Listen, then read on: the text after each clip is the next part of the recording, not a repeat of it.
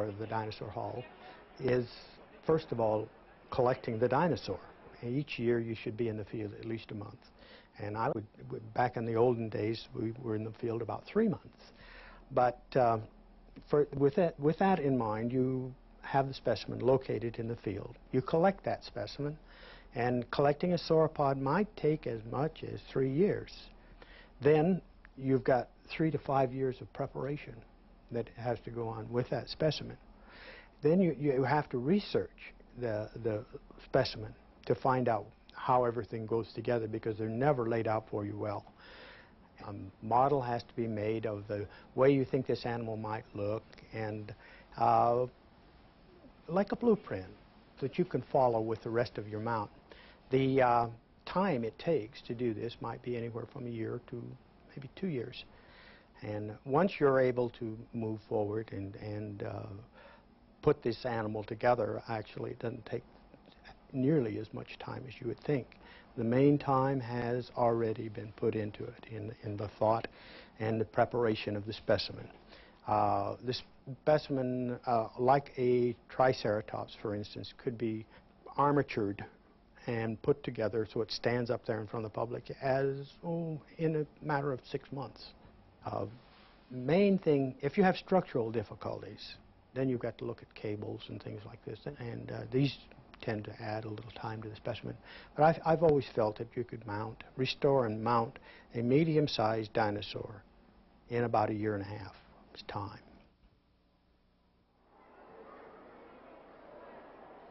Here's another way to get your own personal guided tour. Despite the impression its fearsome spikes give, Stegosaurus, in front of you, wasn't interested in attacking any animal, mammal or otherwise. A plant eater, Stegosaurus swung its tail only in self-defense. The model shown here was built in 1904 and is completely accurate, except for the placement of the largest pair of plates, which should lay behind the hip joint. Here's Quetzalcoatlus northropi, which got its last name because it reminded the scientist who discovered it of a Northrop B-49 airplane. Now, that long, thin bill marks it as a fish eater.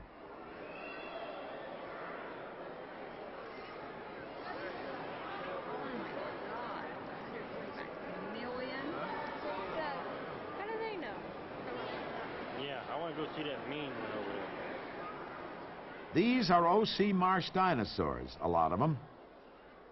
Stegosaurus,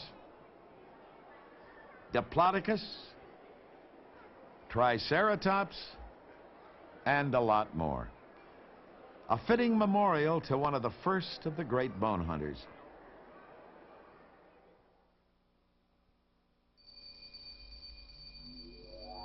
Artist Mark Hallett calls his painting Dawn of a New Day. And from where the tiny mammals, our distant ancestors, sat, it was dawn. But the difference between dawn and dusk is one of perspective. And from where the dinosaurs lay, the sun had set. For 140 million years, the dinosaurs had ruled the world, and the mammals had been their timid subjects. Now, the mammals were on top, and the dinosaurs had been brought low. But how? And by whom? Or what? Many of us think that it wasn't murder at all, but a kind of suicide. The dinosaurs did it to themselves. They were just too big and stupid and obsolete to stay in business. But the evidence says different. Whatever you say about dinosaur smarts, they were certainly smart enough to give our remote ancestors a hard time, because our remote ancestors, the lineage, not the ancestors themselves, but the lineage was replaced by dinosaurs. And then for the 140 million years of dinosaur success, our ancestors were the smallest and most inconspicuous tetrapods around. So how did the dinosaurs meet their end? What could have penetrated the Triceratops' defense, the Tyrannosaur's offense? We're starting out with an assemblage of, say, 10 or 12 species of dinosaurs in Western North America. It doesn't take much to get rid of 10 or 12 species. Because if you're a tyrannosaur, say, as a tyrannosaur you have developed a special type of skull which is uniquely different from that of all other meat-eating dinosaurs. It's a skull that is very solid, has very strongly implanted teeth, and it has been suggested that these kinds of skulls evolved to deal particularly with one type of prey, namely the horned dinosaurs, the ceratopsians, which must have been very fearsome opponents and certainly would have put up an immense fight against being eaten by this large carnivore. So something happens to the vegetation. The ceratopsians, which have very peculiar dentitions, which suggest that they were adapted to dealing with very specific types of vegetation, disappear. Who are you going to eat? Well, okay, you say there's some more duckbills around, so maybe you can make a living on those for a while. But duckbills, again, have very specific dentitions. Since I said that there were very profound floristic changes, the duckbills may have disappeared as well. So here you have a huge 5-ton carnivore running around trying to make a living, and there's really nobody for him to pick on. Who's he going to eat? Little opossum-sized mammals that could outrun him in any case. So as a carnivore, he's suddenly up the creek because your favorite prey items have disappeared. And if you have a really substantial environmental deterioration, suddenly the ecological opportunities for all these finely attuned forms disappear, and you see a mass extinction event. What changed the rules? What so transformed the dinosaurs' world that they could no longer survive? For years, paleontologists at museums and on college campuses traded extinction theories. Climate changes, continental movement, egg raiders, things that over tens of millions of years could spell the end of a 140 million year old race. Then in 1977, a University of California geologist, Walter Alvarez, checked a layer of Italian rock for the presence of iridium, an element rare on Earth but plentiful in outer space. It turned out that there was a lot more iridium in this layer than we could account for, except by concluding that a lot of iridium had arrived all at once, probably as a comet or an asteroid hitting the Earth. Dust and debris thrown worldwide by the explosion that the impact causes.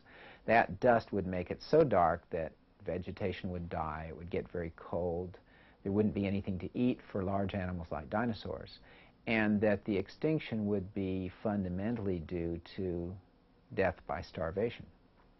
The possibility that dinosaurs had become extinct in as little as a few months imploded on the scientific community and in the mass media like a nuclear blast. Walter Alvarez didn't have to go far to find opposition to his impact theory. It was waiting for him just 3 floors below in the office of his colleague, paleontologist William Clemens. The maps that Walter and Louis regularly use in their lectures showing the various places around the Earth where they have found iridium are impressive. But they never tell you how many places they've looked and haven't found it. And one key area in Montana where some of these animals have come from, there isn't a clay layer and there's no iridium associated with the extinction of the dinosaurs. Now, it may never have been deposited or deposited and eroded. We don't know, but it isn't there. William Clemens had done his field work too, and he was concerned not about what he found, but what he didn't find. These are catastrophes that, if they occurred, you'd expect to see the extinction of not only dinosaurs, but a whole variety of other plants and animals. And in the terrestrial record, we just don't see that.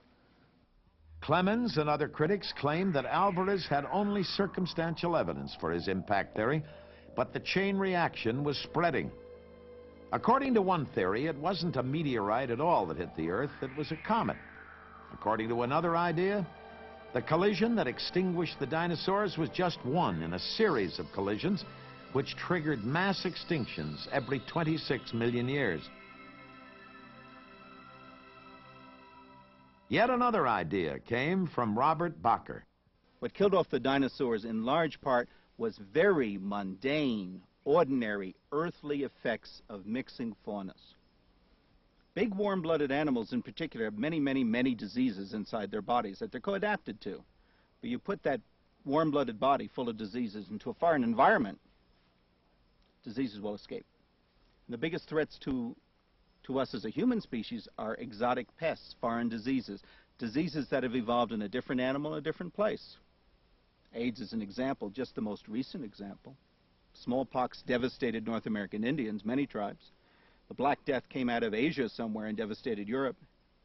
Rinderpest is an Asian cattle disease that devastated African antelope. Look, at the end of the age of dinosaurs, dinosaurs were on the move. They were moving from Asia to North America. So were birds. So were other animals. That's got to cause extinction. It's got to. There would be no way to prevent it. Obsolescence, asteroid, Death Star, epidemics, environmental changes. Which one really killed off the mighty dinosaur after an unchallenged reign of 140 million years as rulers of the earth? My own opinion is that all the lines of evidence indicates that there was one heck of a big event at the end of the Cretaceous, which coincided fairly closely with the extinction of a whole bunch of animals, a whole bunch of organisms, not just animals, plants as well. The evidence of, first, the iridium concentration.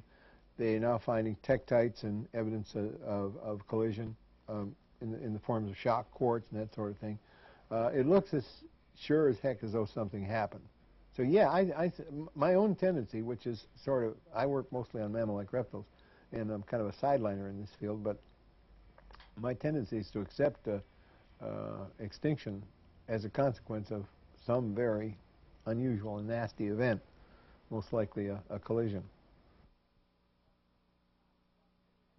While paleontologists, expert on the ancient, debated what had happened to the dinosaurs, other scientists thought they had found a message for our times in the extinction of the dinosaurs, like a note in a bottle adrift for 65 million years. A distinguished group of biologists was asked to examine what the consequences would be of a nuclear war that led to a nuclear winter of roughly the sort that I have described to you. The fine sooty smoke over each of the 10,000 targets would spread. The gaps between them would rapidly fill in, and the lights would dim all over the planet. Well, the biologists concluded that the net result might be not just massive deaths of plants, animals, and microorganisms, but massive extinctions of plants, animals, and microorganisms. And they said they could not exclude, under these circumstances, the extinction of the human species. And therefore, as I said before, there is no place to hide. But there was more to come, and stranger. Some scientists think that the dinosaurs could have fallen victim to conditions that, along with nuclear winter, look eerily like horsemen of our own modern apocalypse.